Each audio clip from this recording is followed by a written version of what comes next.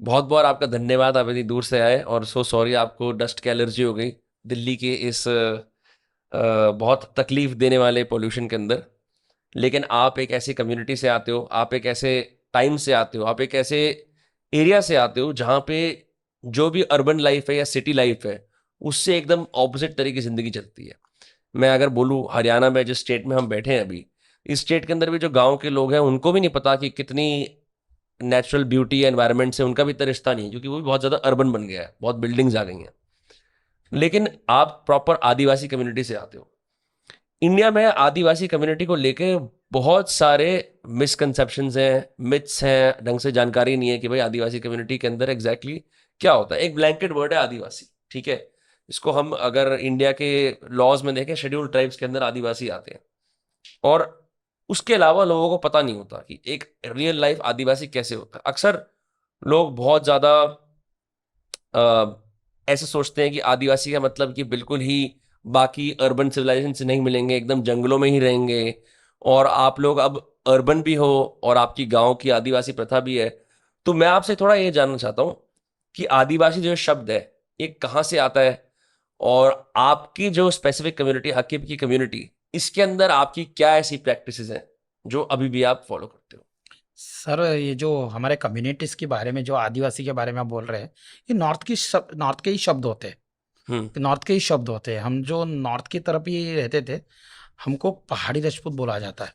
पहाड़ी में ही रहते थे। वो कुछ कारण की वजह से हम लोग अभी मैसूर कर्नाटक में आके जर्नी शुरू होके, हमारे दादा परदादा लोग उधर के जंगल में, मैसूर कर्नाटक, मैसूर से 48 किलोमीटर है नागर वाले जंगल करके, जी। उस जंगल में आके बसने लगे। उसी जंगल में हम बसे। जंगल ही था पूरा। अभी भी गांव बना है, सिटी बना है, तो उधर जंगल ही था। तो जंगल काट के घर बसाना शुरू कर दिए। और जंगल में भी पारस लोग नहीं रखते हैं। हम शिकार करके खाने लगे। कुछ शिकार चिड़िया पकड़ के चिड़िया में बेचने का, चिड़िया को, और उसका ही गुजारा करने का, ये करते थे मर्द लोग। अभी हम्म। कुछ लेडीज लोग रहते थे, आर्टिफिशियल काम करते थे। आर्टिफिशियल मतलब सर, हमारा जो दरवाजे में जो बनता है फूल का डिजाइन, हम्म। तोरण सब बनता है मंदिर में, ये सब काम करते थे, बेचते थे लेडीज लोग। हमारे इससे गुजारा करते लेडीज लोग। वो भी सीजन में बिकता था सर। सीजन में बिकता था वो भी। हम्म। फूल तोरण जो रहता है सीजन में बिकता है। तभी हमारे दादा परदादे, कुछ गांव से ही कुछ लोग, केरला, साउथ साउथ की तरफ, जो पहले ऋषि मुनियों का आश्रम रहते थे, वैसे ही कंटिन्यू अभी तक है केरला में। हम्म। उधर हम जाके बहुत काम करते थे।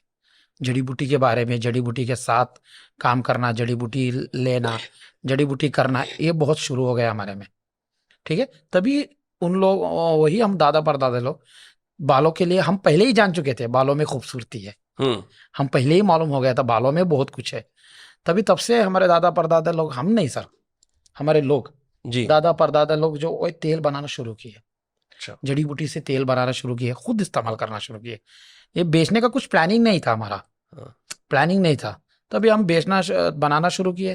तेल खुद पे लगाना शुरू किए। जी। खुद पे लगाना है, हमारे कम्युनिटी में खुद पे लगाना शुरू किया, तो बाल बढ़ते हैं, लंबे होते हैं, अच्छे रहते हैं। ये उधर के टूरिस्ट लोग आते हैं बहुत जंगल में, जो आश्रम में टूरिस्ट लोग आते हैं, तो हमारे कम्युनिटी के लोग उधर ही थोड़े लोग रहते थे। वो लोग बोलते थे आपके बाल ऐसे क्यों है, क्या खासियत है। तभी हम लोग बताए, हम लोग ऐसा दवाई बनाते हैं जड़ी बूटी का।